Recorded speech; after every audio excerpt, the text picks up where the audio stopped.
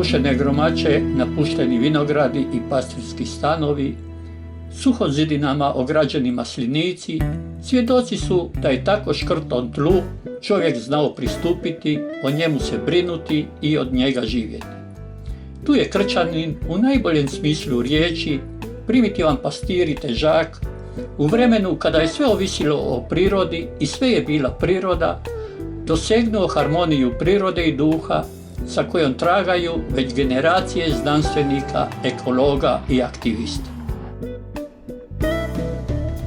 Ajde ekipa, idemo. Nije lako doći do Mrgara i sudjelovati u njegovoj obnovi.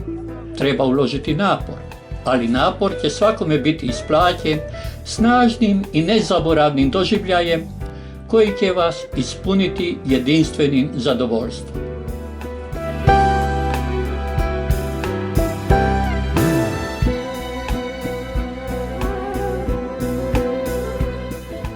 Živjeti tisućama godina u prividu plavetnila mora i neba, na tom burom, solju i suncem opaljenom kamenjaru, čovjek je otkrio njegove tajne, upoznao svaku jestivu i ljekovitu biljku i travčicu, ogradio pašnjak, iskrčio kamen, posadio lozu, maslinu i smoku.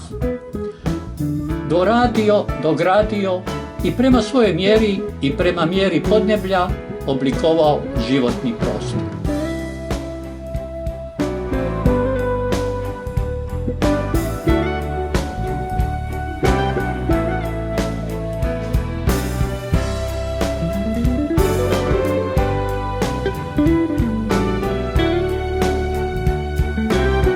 Gromače su planovi ljudske misli, volje i upornosti ucrtani na licu zemlje, koji su iskonski krajolik u ostvarenju arhitektonske zamisli pastira i težaka pretvorili u humanizirani pejzaž.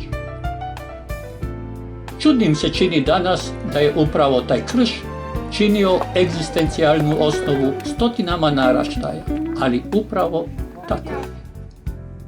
Stočarstvo je bila prva gospodarska aktivnost ovog kraja, a zatim porodjelstvo, ribarstvo i pomorstvo.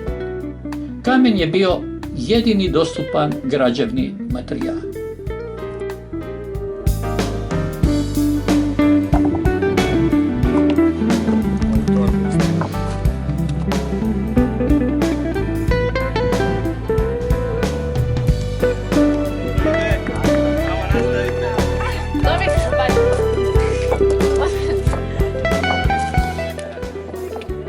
Malo ga okreći. Što je bitno kod gradnje gromače? U gradnji gromače bitno je prema nekom suptilnom osjećaju pronaći i položiti kamen tako da svojim oblikom dobro nasjedne i uglavi se između drugog kamenja na način da svojom težinom stvara vezivu silu koja će sa stvorenim silama drugog kamenja sve kamenje povezati u čvrsti zid, jer u gradnji gromače ne koristi se nikakvo vezivo, već se kamen uz kamen veže samo pritiskom vlastite težine.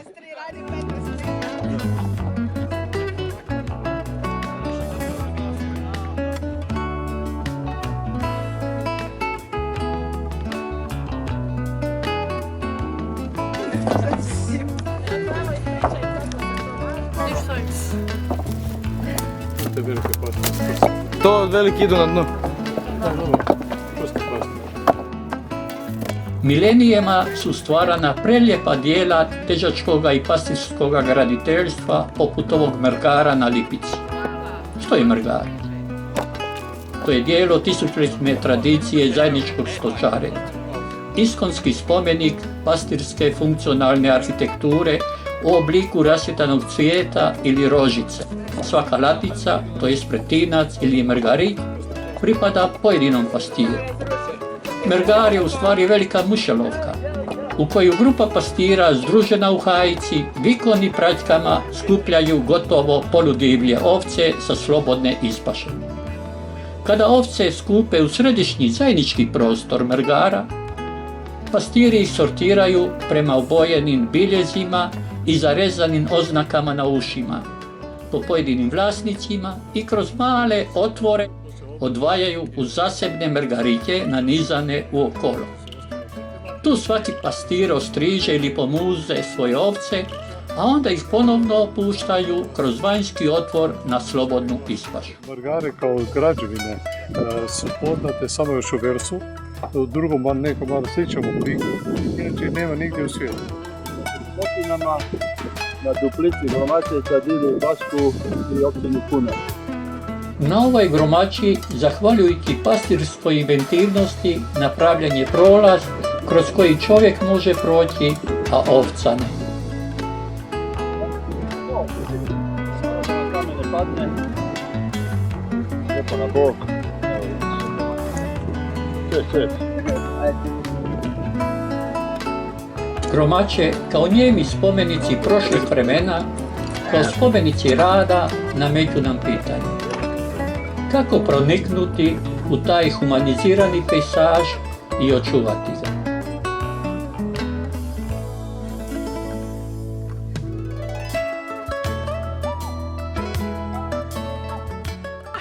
Živi su, dišu, niko se nije polomio da skucnemo drvo. Evo tu smo sad u jednom hladovini jednog stabla i idemo prema domu.